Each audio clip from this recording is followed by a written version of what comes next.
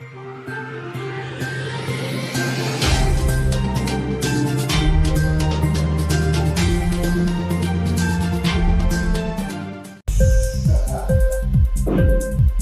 TV prime time news కి స్వాగతం.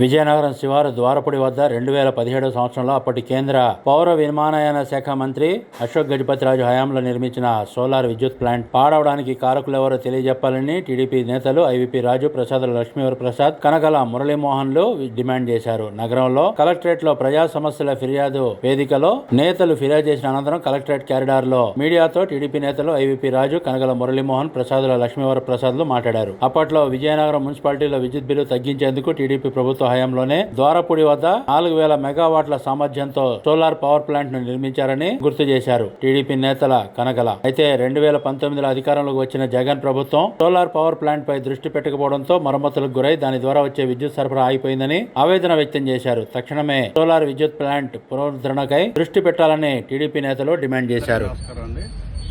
2017లో Vizianagaram municipality తరఫున విజయనగరం మున్సిపాలిటీకి ఏటా వస్తున్న ఆ విద్యుత్ భారాన్ని తగ్గించడానికి ఆనాటి కేంద్ర మంత్రివర్యులు అశోక్ గజపతిరాజు గారి సూచనలతో ఒక 1 మెగావాట్ సోలార్ ప్లాంట్ మరి ద్వారపూడి కొండ మీద నిర్మించడం జరిగింది.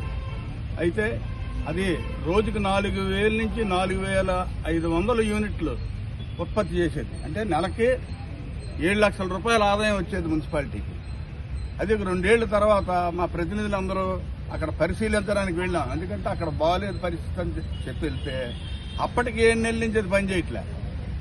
ఏం పని చేయట్లేదు అని ఎంక్వైరీ చేస్తే ఏదో అది పోయింది ఇది పోయిందని మాకు చెప్తే కలెక్టర్ గారి దృష్టిలో పెట్టిన తర్వాత ఒక టర్మ్ 1 ఇయర్ తర్వాత మళ్ళీ ఇస్తే ఇంకో దగ్గర పెడుతున్నాం అన్నారు. ఇవాళకి ఉన్నది ధ్వంసం చేశారు. మెటీరియల్ ఎక్కడుందో తెలియదు. కనీసం ఆ బాధ్యుల మీద చర్యలు లేవు. ఆ బాధ్యుల మీద చర్యలు తీసుకోవాలని ఒకటి. ఇంకోటి ఉదాహరణ ఏంటంటే అదే కొండ మీద పెడితే సింహాచలం ప్లాంట్ అది 1 మెగావాట్ బ్రహ్మాండం పనిచేస్తుంది. వైజాగ్ కార్పొరేషన్ వాళ్ళు ఫ్లోటింగ్ అంటే వాటర్ మీద పెట్టారు ముడసర్లవరం, అది 2 మెగావాట్ అది పనిచేస్తుంది. మరి విజయనగరంలో ఈ సోలార్ ప్లాంట్ ఒక్కటే పాడైపోవడానికి గల కారణం ఏంటి అంటే తెలుగుదేశం పార్టీ హయాంలో పెట్టారని దాన్ని ధ్వంసం చేశారా, లేదా ఎందుకు పని చేయట్లేదు?